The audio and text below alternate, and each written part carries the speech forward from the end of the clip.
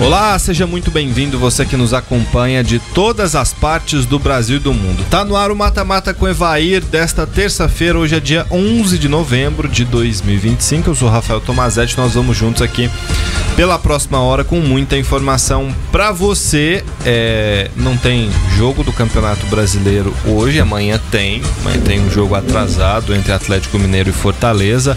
Vai ter uma homenagem grande pro Hulk pelos 500 gols que ele marcou na carreira, e tem seleção brasileira no fim dessa semana, né? Data FIFA já em andamento, e isso é uma notícia ruim para Palmeiras, Flamengo e outros times que investem. Para Palmeiras e Flamengo é pior porque eles jogam na data FIFA. O Flamengo visita o Sport em São Lourenço da Mata, na Grande Recife, e o Palmeiras visita o Santos na Vila Belmiro. Então vão ter muitos desfalques por conta das datas dessa data FIFA em específico, e vão entrar em campo com essas baixas. Evair, e aí, como é que você tá? Tá tudo bem, tudo tranquilo. Poucos jogos, mas não para total o futebol, né? Não, nunca, jamais. Janaína Carvalho, e aí? Esses desfalques são ruins para os times brasileiros, né? Só que também é uma forma de pensar no futuro, né? Porque se tem bons jogadores nos times, é sinal que uma hora ou outra vai ser convocado. E no futuro da nossa seleção, né? Apesar de para a seleção brasileira ter só, acho que o Vitor Roque, né, nessa rodada. Não, tem o Vitor Roque, tem o Alexandre, o Danilo. Só os três, né? Mas assim... Desses dois times, sim. Mas tem mais... Tinha sido chamado o Hugo Souza, que tá lesionado, foi cortado, o John entrou. Tem o Luciano Juba no Bahia, só que o Bahia não joga nessa data FIFA. Então, tem essa situação. Mas olha só, é sobre desfalques que a gente vai começar falando, fazer essa conta de Palmeiras e Flamengo. Palmeiras joga contra o Santos na Vila, é um jogo muito difícil porque o Peixe precisa vencer para deixar a zona de rebaixamento. E ontem a gente falava que o Uruguai divulgou a lista e foram convocados tanto o Facundo Torres quanto o Emiliano Martínez e o Piquerez. Todo mundo foi. Todo mundo que podia ser convocado foi. Com exceção do Aníbal Moreno, que eventualmente é chamado para a seleção argentina, já foi algumas vezes e não foi. O Aníbal Moreno é o único selecionável que escapou dessa chamada agora. Palmeiras, ao todo, se a gente for somar o Paulinho, o Evangelista, que já estão lesionados e fora da temporada, o Palmeiras vai ter 12 desfalques. É muita coisa, né? É muita coisa. 12 desfalques. Eu vou listá-los todos aqui para vocês verem quais são os desfalques que o Palmeiras tem. O Everton, goleiro, tá com a fissura na mão. Piquerez, convocado pela seleção uruguaia.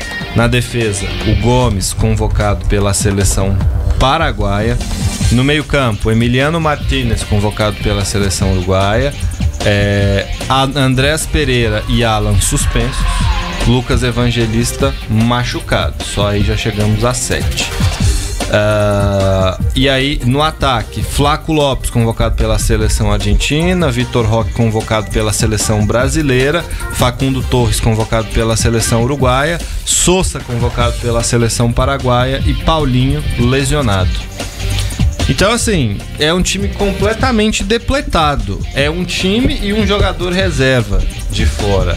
Então, o Palmeiras vai recorrer a quase que seu terceiro time aí, né? Lógico que é um exagero pra jogar contra o Santos. E se eu não me engano, o Andrés também tá fora, né? Por sim, suspenso. Você disse? Andrés então e o passou. Estão suspensos, suspensão. Né? Se a gente for montar um time pro Palmeiras com o que sobrou lá, não tem como, não tem. Olha qual seria o time, olha quão modificado ele seria, porque assim, vai ter que improvisar. Bastante, Vamos né? pensar num time com 3 zagueiros, por exemplo. Porque diante dos nomes que ficaram, pra você não ter que puxar gente da base, o jogador que não vem atuando, você vai ter que escalar com 3 zagueiros. Carlos Miguel, isso é fato, vai estar em campo. Bruno Fux, Murilo e Mikael. Kelvin na direita, Aníbal Moreno, Rafael Veiga, Maurício Jefté, Felipe Anderson e Bruno Rodrigues. Esse seria o Palmeiras menos desfigurado para pegar o Santos, para não ter que recorrer a garoto da base. Você escalou aí o Rafael Veiga? Tá aqui o Veiga. Escalou o Alan? O Alan tá fora, tá suspenso. Eu tenho certeza que ele... tá suspenso também? Tá suspenso. Poxa vida, Tá essa aí foi... lista dos 12. Essa aí me pegou de surpresa. Eu achei que não. Achei que ele... É porque ele foi julgado pelo STJD, a gente vai falar de STJD daqui a pouco, e mantiveram a punição dele. Ele já cumpriu uma e agora tem que cumprir a segunda. Essa seleção brasileira chega numa hora muito ruim para todos, né? Principalmente, lógico, o pior de todos é o Palmeiras, o mais afetado por tudo isso aí. Uma seleção, um amistoso que, na minha opinião, não é caça-níquel, porque não vai mudar nada na convocação para quem vai pro Mundial. Pois é, e aí se o Palmeiras quiser outras formações, vai ter que lançar mão de jogadores da base, como Larson, falando dos que estão integrados ao grupo principal, Rafael Coutinho, Figueiredo, Luiz Pacheco. Quem mais tem aqui? No ataque tem Cauê, tem o Luigi. Então, a base vai estar no banco. O banco só vai ter base, porque não tem ninguém para formar esse banco. Então, quer dizer... Agora mesmo é que o Palmeiras vai sentir a derrota pro Mirassol. Porque ele poderia muito bem, ou nesse jogo aí, jogar pelo empate, né? Tentar pelo menos o empate. E é lógico, se empatar contra o Santos fora de casa também tá ótimo. Porque, querendo ou não, é o máximo que se pode exigir desse time aí. Então o Palmeiras vai sentir mais ainda essa derrota pro Mirassol. E o Santos não tem desfalques, né, pra esse jogo. Aí você pensa lá, o banco vai ter Cauê, Heitor Vinícius, Riquelme, Eric Belé, Luigi. É um time completamente desfigurado do Palmeiras que vai entrar em campo. Assim, o Palmeiras, de repente, por conta da data FIFA, virou o São Paulo em número de desfalque, e essas duas suspensões também de jogadores que poderiam ser titulares e dar um fôlego pro Abel. Olha que ainda assim, esse time aqui eu falo que tem condições de bater o Santos lá.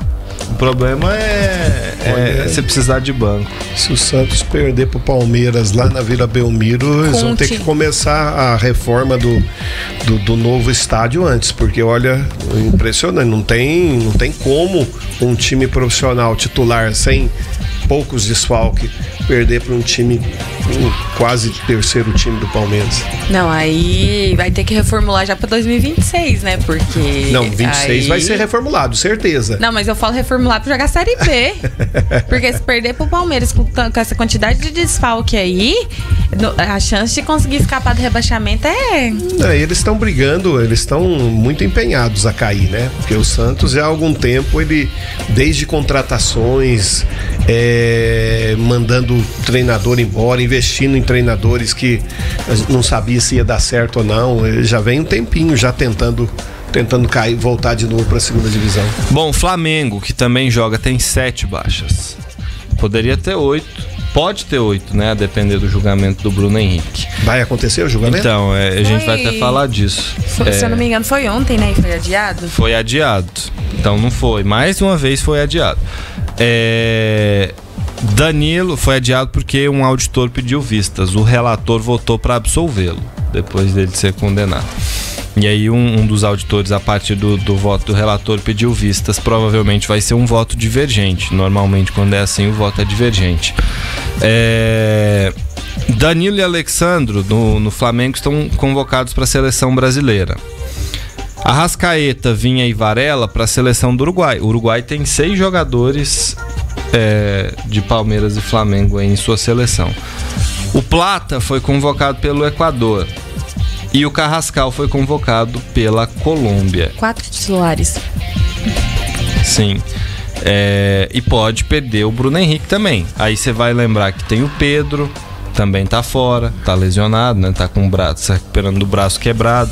Não joga, e se não jogar o Bruno Henrique vai ter que ir de Cebolinha, muito provavelmente, ou buscar alguma outra forma de... O Wallace não costuma jogar muito bem nessa posição, até já foi testado, né? Mas seria uma opção.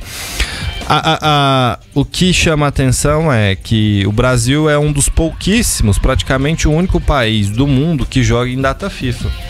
E aí os times que investem, que são Palmeiras e Flamengo, que tem os melhores times, eles acabam por ser punidos, porque não podem ter seus principais jogadores. Então é um absurdo principalmente total. Na reta final de competição, né? Onde é tão crucial ter os principais jogadores nas partidas. É uma né? distorção do campeonato, né? É uma distorção do campeonato, porque qualquer um desses times aqui pode dizer que foi prejudicado, porque eles estão sem seus principais jogadores.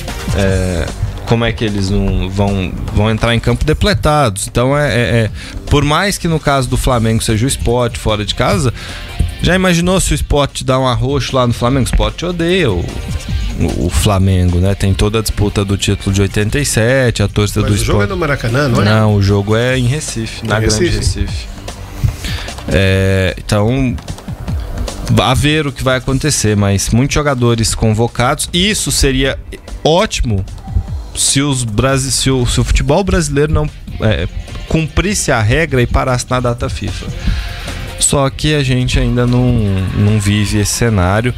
Tomara, a partir do ano que vem, a gente não veja mais o que aconteceu esse ano. E olha só, a sorte da CBF é que Palmeiras e Flamengo foram eliminados nas quartas da Copa do Brasil. Senão não ia ter data. Eu queria ver o que eles fariam. Ia ter que ser no ano que vem. Eu queria ver o que iriam fazer para poder Seria conseguir... no ano que vem. Não teria alternativa. Não teria alternativa. A única alternativa seria terminar o calendário no ano que vem, que seria uma coisa absurda. Absurda. Ou nesse momento aí também pedir para que não se convocasse os jogadores brasileiros, né? Para que nenhum dos times fossem prejudicados. Mas a grande questão é porque pedir para a CBF fazer isso, igual ligar lá e falar: Carlos Ancelotti, vamos poupar uns jogadores aí, porque é reta final então. Mas aí todas as seleções, porque tem jogadores aqui... o problema é isso. Não, os jogadores de fora é uma coisa, né? Mas lá eles respeitam a data FIFA, né? Aqui é que a gente não consegue achar calendário para isso. Vamos pro intervalo, daqui a pouco nós voltamos.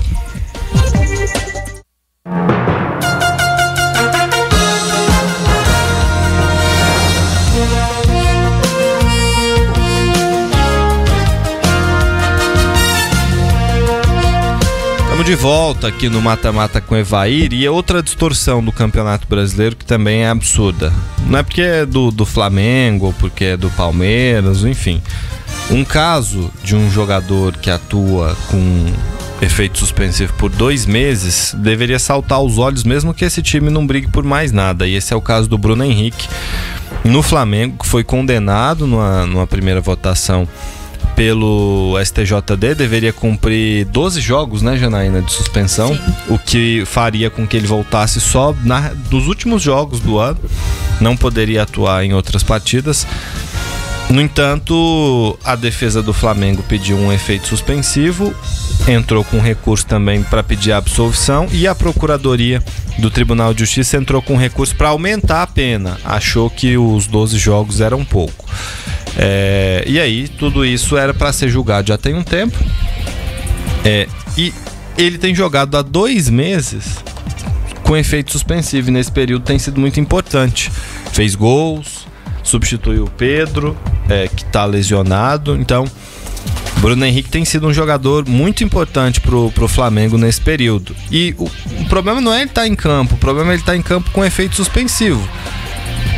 Porque se você julga, absolve, ok. Se você julga, reduz a pena, entende que ele já cumpriu os jogos ali, sei lá, dá multa, não sei.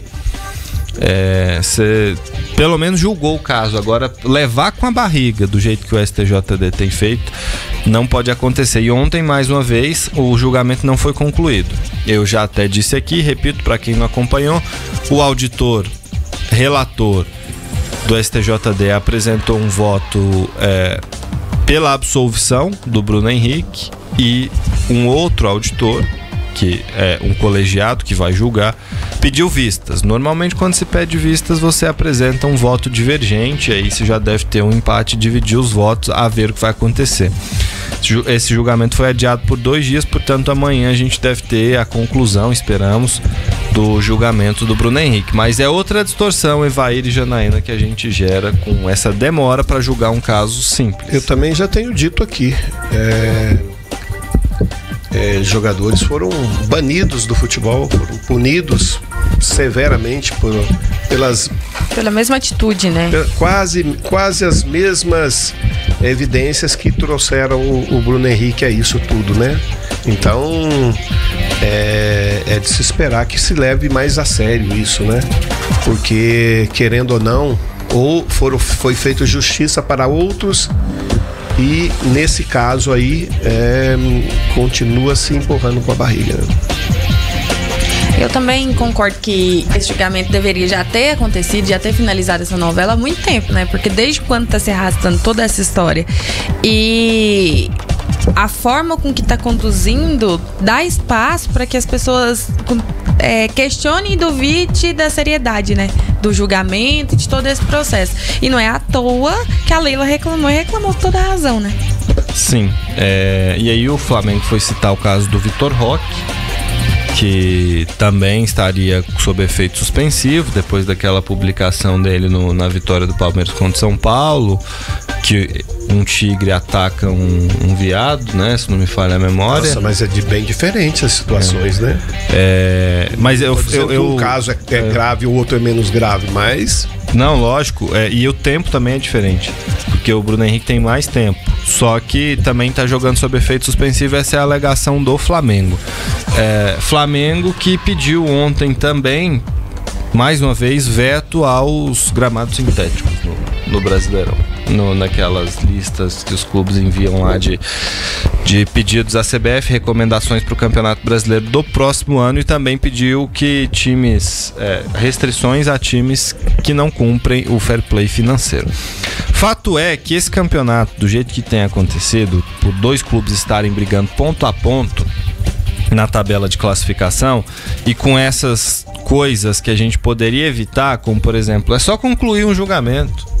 Só concluir o julgamento. Se for absolver, absolve logo. Absolve logo. Condenar, condena logo. Conclui o julgamento.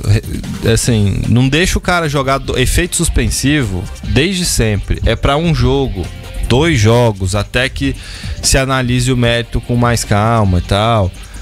Até que se faça o julgamento completo, tem o recurso. É um jogo, 2 jogos. Não tem efeito suspensivo de 2 meses, como acontece nesse caso aí do Bruno Henrique. E aí tem a questão dos jogadores convocados por uma bagunça aí da própria CBF, né? Então é um campeonato que tem sido marcado por essa competitividade enorme entre os 2 principais clubes do país, mas tem esses senões aí que certamente, quando o torcedor do Palmeiras ou do Flamengo for lembrar, sobretudo quem ficar com o vice-campeonato, vai parar e pensar: e se fulano tivesse em campo? E se fulano tivesse sido julgado? E por aí vai. Então é uma marca também que vai ficar no campeonato, sem dúvida. Bom, amanhã tem Atlético Mineiro e Fortaleza, como eu disse. Não temos outros jogos nesta semana do Campeonato Brasileiro, quer dizer, tem no final de semana, né? Mas no meio de semana só tem esse jogo, que também foi um arranjo que a CBF fez para conseguir acomodar todas essas situações aí dos times que estão envolvidos em competições internacionais. E aí, só para reforçar, né? Imagina só, Flamengo e Palmeiras na semifinal, como é que ia fazer? Enfim. Bom, galera, vamos falar um pouquinho do Neymar de novo, que essa semana tá dando o que falar, né? Depois do jogo contra o Flamengo, a Janaína disse que queria comentar sobre o Neymar. Ontem ela não estava aqui, então deixa a oportunidade para ela, então, já que ela tá com uma vontade de falar bem do Neymar. Não tem como defender ele. Ele todo jogo é uma pérola. Primeiro que na hora dele ser substituído, a forma que ele fala com o treinador dá a entender que o Neymar é superior à instituição anos-luz, né? Porque respeito mandou lembrança. Então, vocês lembram da frase do Dorival Júnior?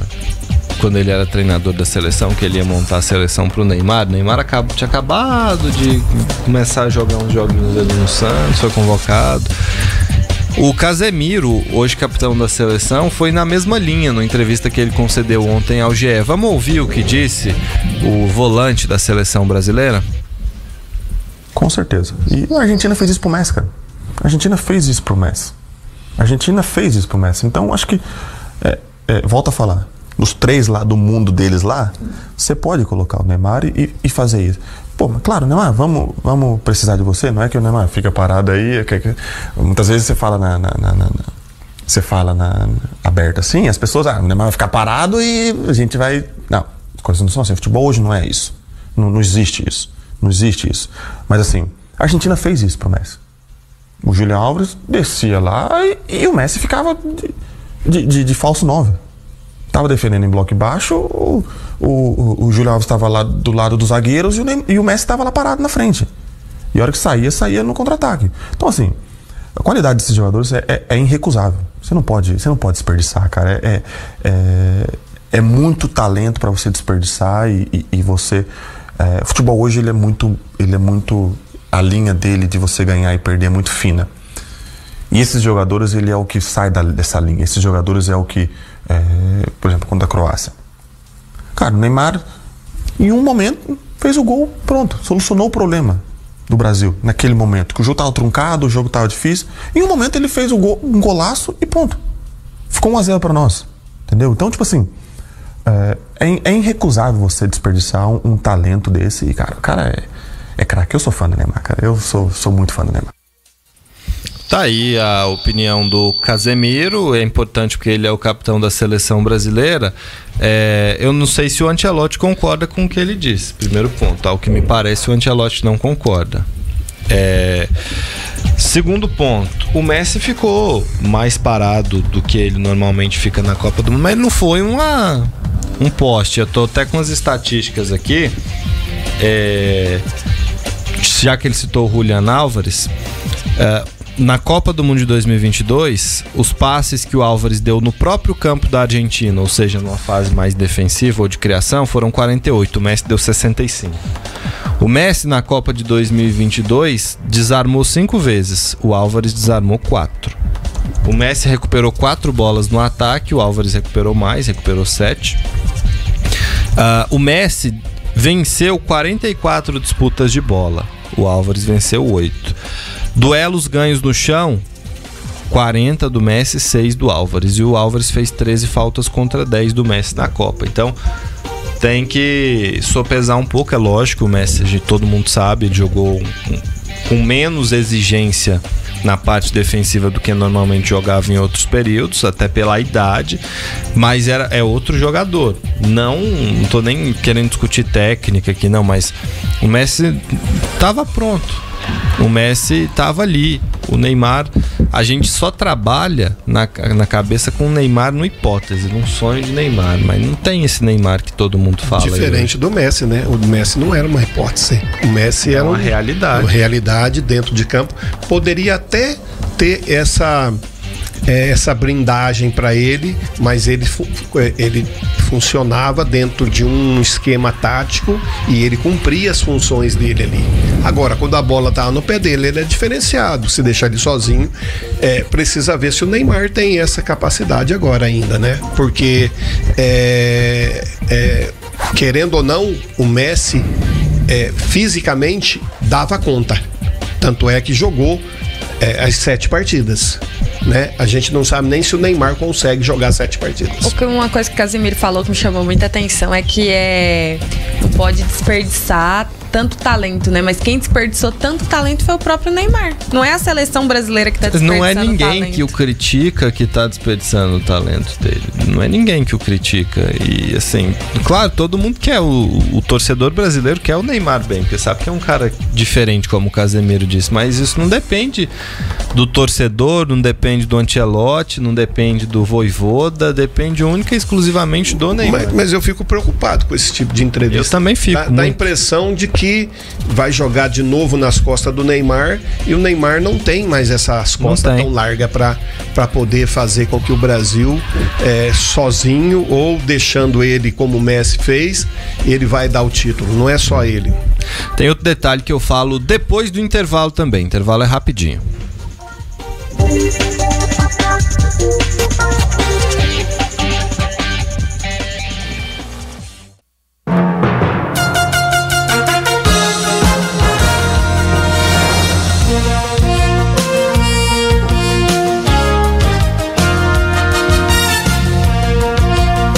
Mata-mata tá de volta. A gente discutia aqui Neymar, a declaração do Casemiro na entrevista à GE. O Evair até expressou uma preocupação. Eu vou ampliar esse debate porque eu expresso outra preocupação aqui. O Neymar tá uma pilha de nervos. O Neymar discute com seus companheiros. Ele não tá sendo aquele líder desejável em campo. Não tá. Isso é muito evidente. Ele não tem respeito por ninguém. Ele expôs o Zé Ivaldo num estádio com 70 mil pessoas num momento péssimo do Santos. Ninguém aqui vai defender o futebol dos companheiros do Neymar, tampouco do Neymar. Mas isso é uma coisa que você faz no vestiário, no treino, você chega, fala, mesmo que você queira fazer uma cobrança mais forte, a lealdade de vestiário diz que você tem que ir lá, principalmente, assim, vamos ser sinceros, para um cara que não colaborou nada no campeonato, porque ficou o tempo todo fora. Como é que ele pode cobrar de alguém se ele estava lesionado o tempo todo? E pode contar quais foram as vitórias que tiveram por conta do desempenho do Neymar, né? Acho que com exceção ao jogo do Flamengo, acho que não teve nenhum outro, teve? Que eu me recordo, não. Não, por conta dele, por uma atuação que ele decidiu foi o jogo contra o Flamengo. A impressão que eu tenho é que ele quer ser decisivo, mas ele não tem mais aquela mesma habilidade, aquela mesma velocidade, aquela mesma criatividade que tinha, que foi dado, que a gente está acostumado a ver. Então falta isso. E é lógico, a gente não pode discutir. Os jogadores da época dele eram melhores, sim. Esses jogadores de agora têm sua deficiência, mas isso não quer dizer que ele possa tratar as pessoas da maneira que ele tratou. Dentro de campo ali, por aquilo que nós vimos, foi sim uma falta de companheirismo. A ironia e o deboche dele, na forma dele falar com o Vojvoda na hora que ele sai de campo também, essa é uma coisa que não dá pra achar normal. Cara, ele foi irônico com o Ancelotti. O Ancelotti é o treinador mais vencedor, junto com o Guardiola, no futebol moderno. Ele foi irônico com o Ancelotti quando não foi convocado e ele foi perguntado. Deu pra ver a ironia na fala dele. Então, relembra aí, por favor, o que ele disse? Ele foi questionado, né, quando não foi convocado, sobre estar bem fisicamente, como é que ele tinha recebido aquela entrevista do Ancelotti. Ele falou, não, acho que foi questão técnica mesmo, que fisicamente eu tô apto, né? E a forma que ele fala, né, dá uma ironia com deboche. Sim. Outra coisa também que acontece, que eu falei outra vez e vou falar de novo. A forma com que ele fala com os árbitros de forma muito agressiva, xingando, falando que se fosse qualquer outro jogador no Brasil fazendo isso, seria expulso. Parece que até a arbitragem tem medo do Neymar. Tem, todo mundo tem. Os companheiros de equipe, ele faz igual fez com o Zé Ivaldo lá, mas fica calado. É isso que cria essa distorção, né? Você vê que a gente teve vários outros ídolos aqui que fizeram mais do que ele tem feito. Lógico, talvez essa questão toda em cima do Neymar seja a carência de grandes ídolos, porque se a gente tivesse outros, quando a gente tinha o Ronaldo Fenômeno, a gente tinha o Ronaldinho, a gente tinha o Rivaldo, a gente tinha o Kaká Sodino, então a gente tinha outros ídolos para depositar as esperanças. Agora fica muito voltado no Neymar, talvez porque ele tenha sido a grande expectativa. E também, lógico, por conta do jeito midiático dele, que é uma característica própria, que não é juiz de valor, é só uma característica. Enfim, tem uma diferença aí que muita gente às vezes argumenta, mas o pessoal acreditou no Ronaldo, que tinha sofrido uma lesão e que era improvável. O Ronaldo queria, né? A diferença tá aí. Sim, a seleção acreditou em outros jogadores, em outros momentos eles foram importantes para as conquistas, mas, poxa, o Ronaldo ficou calado, correu atrás e voltou. Ele queria de fato jogar bola. Tanto é que jogou bola por muito mais tempo. Quando ele veio pro Corinthians, ele estava acima do peso e ele destruiu no futebol brasileiro. Pra gente ver a diferença. Contra o próprio Santos, ele fez um golaço na Vila, assim, um gol ontológico. No primeiro jogo dele contra o Palmeiras, lá em Presidente Prudente, ele já marcou.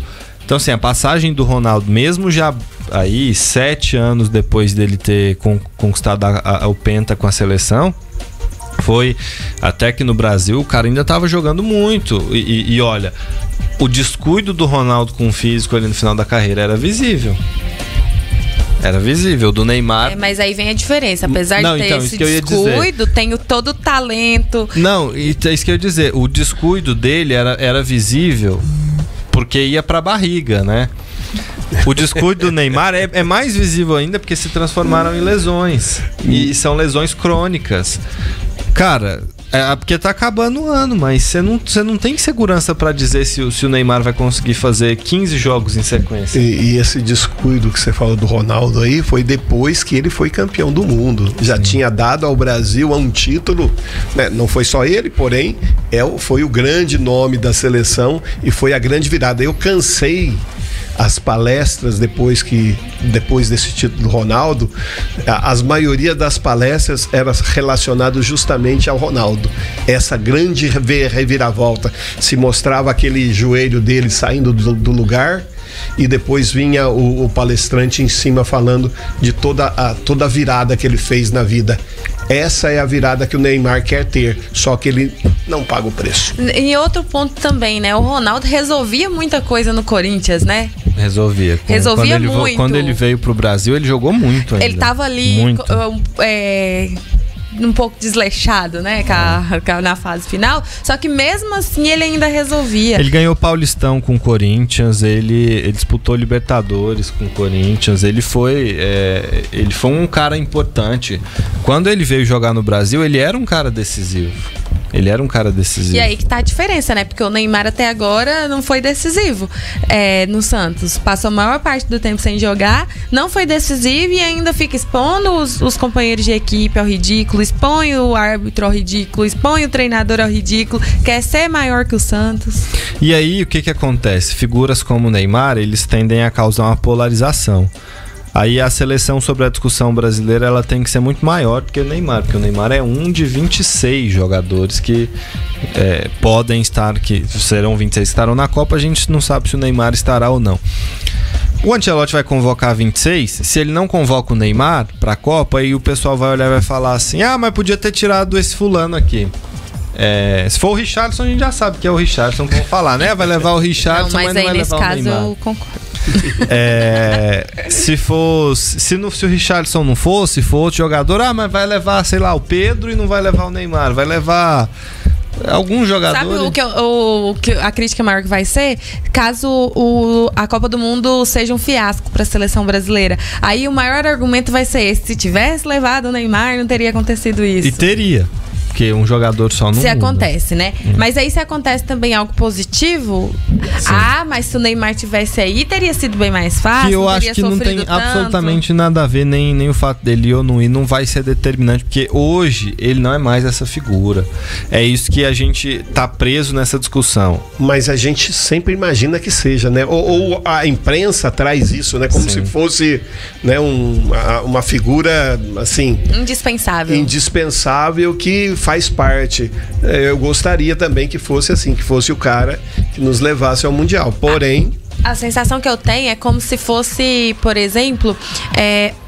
lá em 2022, na convocação da Copa, que o Neymar ainda estava... Foi o último grande momento dele, foi 2022. A sensação que eu tenho quando eu vejo outras pessoas falando do Neymar é que ele ainda tem a mesma condição física, o mesmo mental que ele tinha lá em 2022, quando foi convocado para a Copa.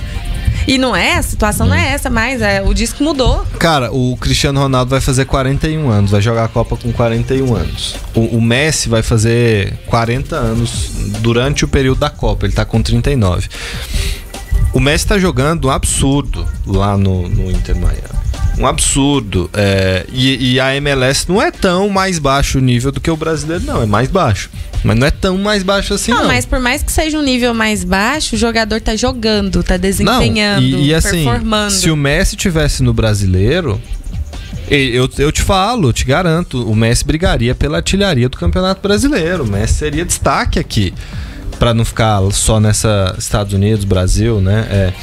Mas lá na Major League Soccer, que é um campeonato um pouco abaixo do Brasileirão, não é um abismo grande como muitas pessoas podem imaginar, é um nível um pouco abaixo, principalmente ali tem alguns erros defensivos grandes, mas tem muitos times bons também. O Messi tá brilhando. O Messi contribuiu para mais de 40 gols entre assistências e ele mesmo colocando a bola na rede. E o Cristiano Ronaldo sempre faz seus gols. Tá um pouquinho mais velho, mas se cuida demais. E esses dois que o Casemiro citou na entrevista dele. Vão chegar muito mais velhos que o Neymar, que vai chegar numa idade que hoje, teoricamente, o atleta ainda rende bem, que é 34 anos. E 2 quarentões vão estar melhores que... Assim, não dá pra falar, mas... Aqui, ó, não comparando carreiras, nem desempenhos, enfim, nada disso. Comparando o comportamento. O Hulk, a forma como que o Hulk cobra os jogadores dentro de campo, a forma como ele questiona os jogadores do Atlético, as entrevistas que o Hulk dá e o respeito que ele tem pelos treinadores é muito diferente do que o Neymar apresenta hoje. Sim. E o Hulk é ídolo no Atlético Mineiro. O Hulk já tá aí 40 anos, já batendo seus próprios recordes aí e apresentando um bom futebol. E nem por isso ele tem a arrogância que o Neymar tem. Sim, e nessa comparação que você fez, ela é interessante também por um motivo. O Hulk, estavam falando que o Hulk ia sair, a torcida do Atlético ficou chateada pelo jeito que o clube tratou o Hulk. Hoje eu não sei se os santistas iam ficar tão chateados assim se o Santos fizesse algo, até porque o Santos não faz, né? Tem muita gente que diz até que o Juca Kfouri fez um comentário desse que estão precarizando o Santos pro pai do Neymar comprar barato, né? Porque ele já disse que quer ser um investidor da SAF, aí vai pegar mais barato o clube. É lógico que isso aqui é só um comentário, não tem nenhuma informação nesse sentido, mas hoje eu não sei se os santistas se sentiriam tão chateados se o Santos fizesse algum tipo de... Se cair, eu acho que não vai ficar... nada se sustenta não, viu? Vamos para mais um intervalo, daqui a pouco a gente volta com mais informação para você. Tem Série B em momento decisivo e tem os melhores do Brasileirão.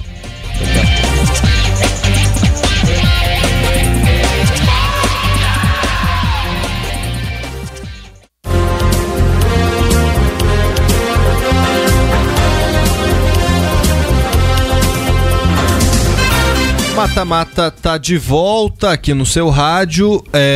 Galera, vamos fazer uma eleição antecipada agora. Os melhores do Brasileirão até aqui. Faltam 5 rodadas para a maioria dos times e 6 para alguns. Mas já dá para nós fazermos uma análise prévia aqui, sem saber quem vai ser campeão, sem saber quem vai ser rebaixado, dos melhores jogadores para cada posição. Vamos começar, lógico, do goleiro. Janaína Carvalho, quem é o melhor goleiro do Brasileirão, na sua opinião? Goleiro é difícil. Rossi disparado. Ele é muito bom, mas aí tem também outros que fazem milagres por aí, né? O goleiro do próprio Vitória, o goleiro do Bahia também, que quando são acionados representam bem, né? Dá seu voto. Rossi. Rossi, então, o goleiro da seleção do mata-mata. Lateral, vocês querem 3 zagueiros ou... Não, só 2 zagueiros. A gente não gosta de 3 zagueiros. Lateral direito, então. Vai. Dá as opções aí. Vamos dizer a verdade, é uma função tão... Mas pode ser o PH, né? Mesmo, pode ser o Paulo Henrique do Vasco. Foi pra seleção. Fez bem pro Vasco, foi pra seleção, marcou gol. Concordo com vocês, Paulo Henrique. Zagueiro, os 2 zagueiros, vamos lá, Janaína, escolhe 2 zagueiros. Ortiz e... Qual é que é o nome do Palmeiras? Eu gosto dele, esqueci agora. O Gustavo Gomes. Me atrapalha. Gustavo Gomes e Léo Ortiz. Não, Bruno Henrique. Lógico, não posso perder. Bruno Henrique zagueiro. Não, o Fabrício Bruno. Ele não ia perder a oportunidade de defender o favorito dele. Fabrício Bruno e... Cara, eu gostei muito do zagueiro do Mirassol, cara. Como é que é o nome dele mesmo? Desculpa, eu esqueci. Me fugiu o nome dele aqui. Mas eu achei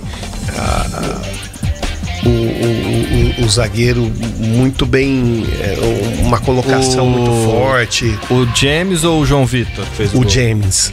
Eu acho ele bom também, eu coloco ele também na minha seleção. Eu achei ele um bom zagueiro. Vai ser James, o James tá na seleção, tem 2 votos, aí tem que decidir aí se vai o Fabrício Bruno, Gustavo Gomes ou Léo Ortiz. E aí? Eu ainda fico com Ortiz. Eu não abro mão. Então eu vou ter que decidir aqui. Decide aí você, fica aí à vontade. Escolhe outro, escolhe o Gomes, pronto. Eu vou de Gustavo Gomes. Pronto aí. Vou de Gustavo Gomes, é meu preferido aí desse. Na lateral esquerda, quem escalamos na nossa seleção? Lateral esquerda, e só pra tentar lembrar algo, tá difícil, né? Lateral esquerdo bom. No Palmeiras tem o Piquerez, no Flamengo tem o Vinha,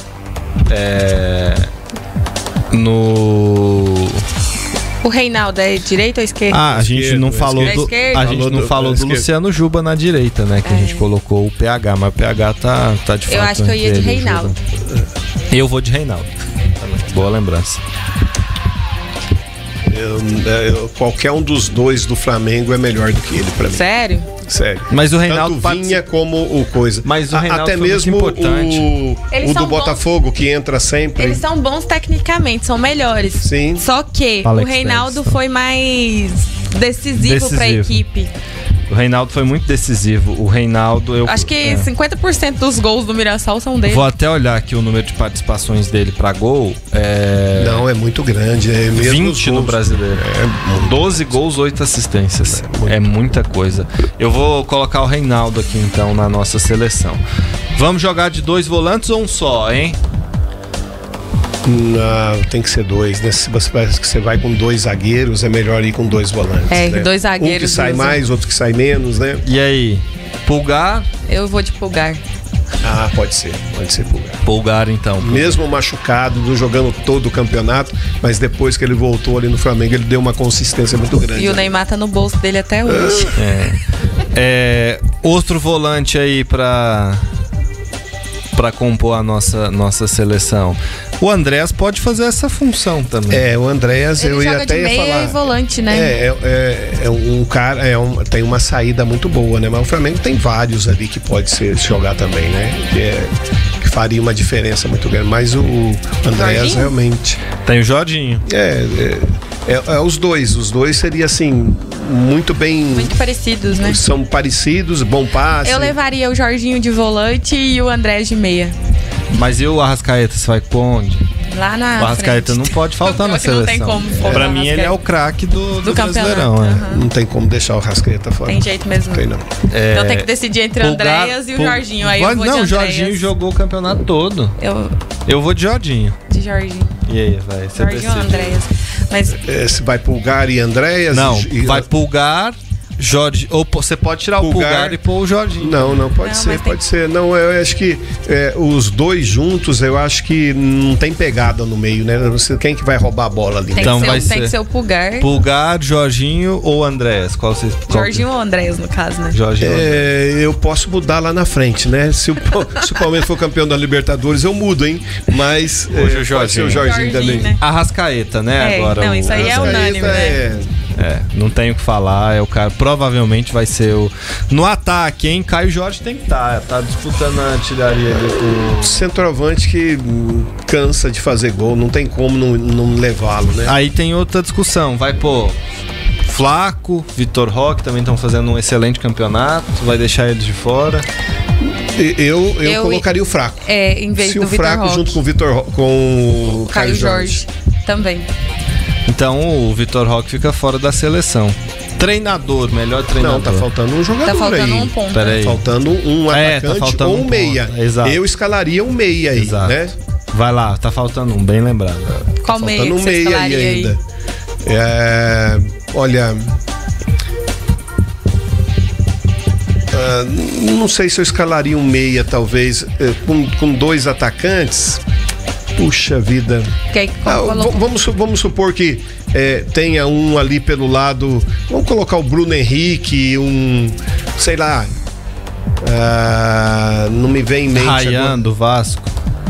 Não vai pra sua seleção. Não, agora não, muito novo, né? E ainda ele tem, assim, ele é bem decisivo no Vasco, mas ainda tem algumas decisões dele. John do Bragantino. Precipitadas, não. Não gostaria, não. Até o Verrete, a gente tá fazendo uma menção honrosa aí também. Nuno Moreira do Vasco, português. Matheus Pereira do Cruzeiro, a gente tem a característica. O Matheus Pereira. Tem característica que eu gostaria que tivesse no meu time. Matheus Pereira, então. Matheus Pereira no meio. Um meia, um meia canhoto. pode jogar do lado do Arrascaeta, pode deixar com que a Arrascaeta também fique mais avançado. Então, acho que... Seleção ficou assim: Rossi, Paulo Henrique, James, Gomes e Reinaldo, Pulgar, Jorginho, Matheus Pereira e Arrascaeta, Caio Jorge e Flaco Lopes. Essa é a seleção do mata-mata do Brasileirão. Dá um pulinho na Série B antes de terminar o nosso mata-mata de hoje. Ontem 2 jogos muito importantes na briga contra o rebaixamento e pelo acesso. E olha só, a América Mineiro surpreendeu. Ganhou de 1-0 da Chapecoense na Arena Condá lotada e praticamente escapou do rebaixamento. Matematicamente falta 1 ponto ainda, mas esses 45 já são suficientes. Muito difícil que algum clube que fique ali em 17º alcance o Coelho. E a Chapecoense perdeu posições para o Atlético Paranaense e para o Remo.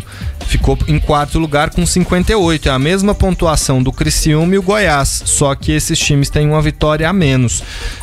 É a primeira vez na Série B que a gente chega a 2 rodadas do fim sem nenhum time ter conseguido o acesso matemático ainda. O Curitiba praticamente tá, né? Praticamente tá. É certeza que vai, porém...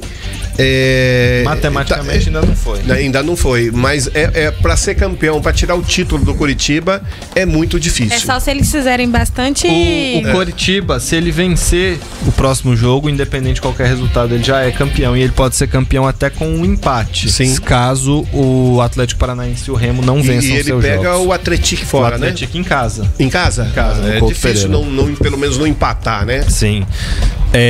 2 empates garantem o título ao Curitiba. Se ele empatar os 2 jogos, ele vai ser campeão. E lá embaixo, o Botafogo de Ribeirão Preto derrotou o Amazonas num confronto direto. Gol do interminável Léo Gamalho de pênalti. 1-0. Linda do futebol. 1-0 pra Pantera, que saiu da zona de rebaixamento. Quem entrou foi a Ferroviária, troca de paulistas aí. Ferroviária que joga, acho que contra o Atlético Paranaense, né? Atlético Paranaense, em casa. Nossa, na próxima rodada. Vai ficar bonita essa briga aqui embaixo também. Vai. Botafogo, tem vários aqui que... Botafogo, Atlético e Ferroviária estão na briga aí, porque o Amazonas pode chegar a 41 só. Alguém vai somar ponto aí. E é muito difícil o Operário do Paraná e o América Mineiro serem alcançados. Aí do Vila Nova pra frente todo mundo já tá matematicamente livre. Há 2 partidas do final do campeonato, ficou emocionante. O Operário eu acho que não corre mais risco, não. 44 pontos já tá tranquilo ali. Agora esses 3 aqui... E olha só, a Ferroviária, Janaína lembrou que pega o Atlético Paranaense em casa. O Botafogo de Ribeirão Preto visita o Criciúma, ou seja, 2 dos times os 3 times estão brigando, vão pegar times lá do topo, porque o Atlético visita o Coritiba. Mas aí uma coisa que tá rotineira aí nessa Série B, né? São os times do topo perderem por os times que estão na parte de baixo da tabela. Sim, nesse segundo turno o Criciúma perdeu o Paysandu 3-1 em casa, poderia ter sido mais. E aí na última... Paysandu já rebaixado, né? Sim. Na última rodada, o Atlético pega o Paysandu em casa. Esse é um ponto positivo, porque o time já tá rebaixado. Vai ter, lógico, o bicho ali, a mala branca com o Paysandu, mas o Atlético tem que ganhar esse jogo. A Ferroviária visita o Operário em Ponta Grossa. E o Botafogo de Ribeirão Preto recebe o Avaí, que também não tem mais nada para fazer no campeonato. Esses são os jogos dos times que brigam lá embaixo. Cada vez mais emocionantes. Evair, tchau pra você. Amanhã a gente tá de volta. Amanhã a gente tá de volta. Forte abraço. Janaína Carvalho, até amanhã. Tchau, até amanhã. Gente, obrigado pela companhia, pelo carinho da audiência. Amanhã o Mata Mata tá de volta. Tchau.